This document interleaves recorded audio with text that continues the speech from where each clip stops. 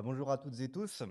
Alors, je vais revenir sur une initiative parlementaire qu'on a eue dernièrement. C'est une mission d'information sur la question du ferroviaire. Alors, évidemment, le contexte n'est pas évident pour en parler, mais mine de rien, le fait de l'arrivée de Monsieur Jean-Pierre Farandou donne une autre saveur, on va dire, et une autre teneur à cette mission d'information. D'autant qu'il y a quelques mois, il se faisait tirer les oreilles pour avoir lâché des acquis sociaux auprès des cheminots.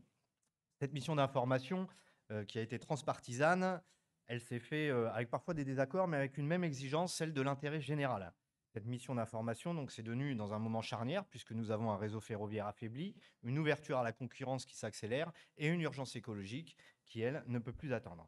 Nous avons auditionné près de 80 acteurs et qui partagent tous le même constat, celui d'un train qui est à la fois un levier d'aménagement du territoire et un pilier de la transition écologique, mais il souffre d'un désengagement de l'État et d'un manque de vision stratégique depuis maintenant trop longtemps.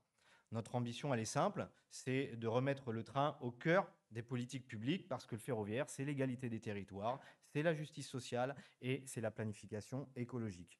Notre rapport s'articule autour de trois grands axes et met 44 propositions sur la table. Premièrement, de remettre un pilote dans le train, ça fait pas de mal. Il faut un État stratège, capable de planifier, de coordonner et de garantir la cohérence nationale. Et cela passe donc par une loi de programmation qui nous est promise depuis maintenant X temps, une billettique unifiée et enfin une stratégie industrielle claire. Deuxièmement, de rénover et de moderniser le réseau. Si rien n'est fait, 4000 km de lignes pourraient fermer d'ici 3 ans.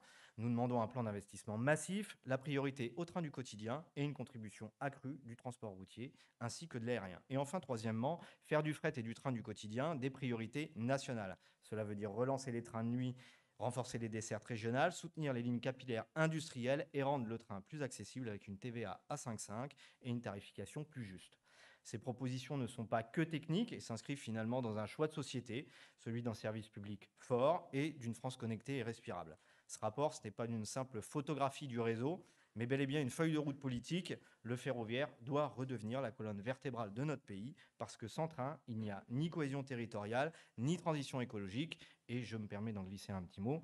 Lorsqu'on voit aujourd'hui les fermetures de services publics, les fermetures de gares et tous ces désagréments, eh bien, on se rend compte que finalement, ça permet au vote du Rassemblement national d'augmenter. Et donc, il faut remettre du service public dans nos territoires. Merci à vous.